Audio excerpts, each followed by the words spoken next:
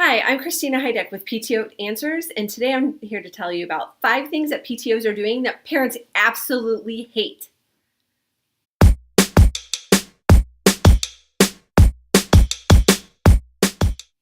Okay, the first thing that I see that PTOs are doing that I know parents are simply hating on is the PTO board only shirt.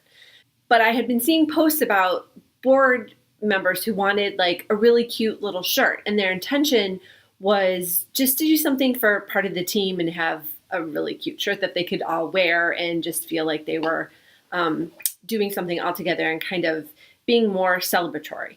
But how that is interpreted when you're not part of the board is totally being like cliquish and being exclusionary, and that's the exact opposite of what you're trying to do as a PTO. So if you want to get a PTO shirt, design a PTO shirt that any PTO member could wear. So they're not just board only, but it's any member. So any parent who chooses to get involved with your group could wear one. Now, my group got t-shirts a couple years ago, and I made sure just to get generic, we're actually a PTA, so we just got PTA shirts. And I was surprised by parents who weren't on the board wore them, because truly the intent was that we would wear them at events and we would be easy to identify. The second thing that PTOs are doing that parents really hate is that PTOs are not giving them sufficient notice about things, or not enough notice. Parents are super busy these days, so PTOs need to make sure that they are giving that they are telling parents about events way in advance and multiple times. So I can't express this enough, that you need to be telling parents about things in different ways, because they might have stuff going on where, like, for example, I know of this one family where it's a divorced couple, and in our school, they used to just send home forms on Wednesdays. Well, Wednesdays was the day that the girls went home with the dad, and the dad and the mom were not exactly communicating at this point because it was a recent split.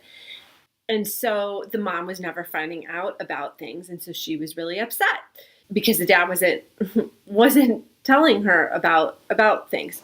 So make sure that you're telling people about your events on your Facebook page, in a newsletter, on the morning announcements, on the school building marquee. You can make sandwich boards, posters around school, posters up in the doors facing outwards so people who are entering the building can see them as they approach.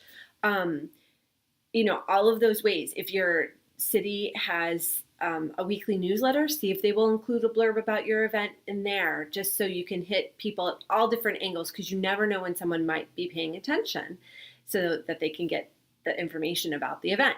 The next thing that parents do is they really hate the super long newsletters where you just have to scroll and scroll and scroll and scroll. And there's so much information in the newsletter from the PTO that they get tired of scrolling, so they never even make it down to the bottom to see where carnival date has been rescheduled.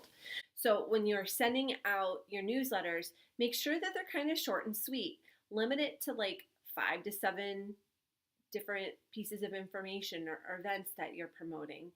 You can't list everything in the world, and it's certainly not the PTO's job to spread the word about community events. If you want to share the information every once in a while, that's great, but you can really get lost in the messaging, and the parents will be confused about why some of this information is coming from PTO, and they won't be paying attention when you're trying to tell them about a PTO event. The next thing that drives parents really nuts that PTOs do is that they have meetings during the day. The next thing PTOs do that parents really hate is when they have meetings only during the daytime.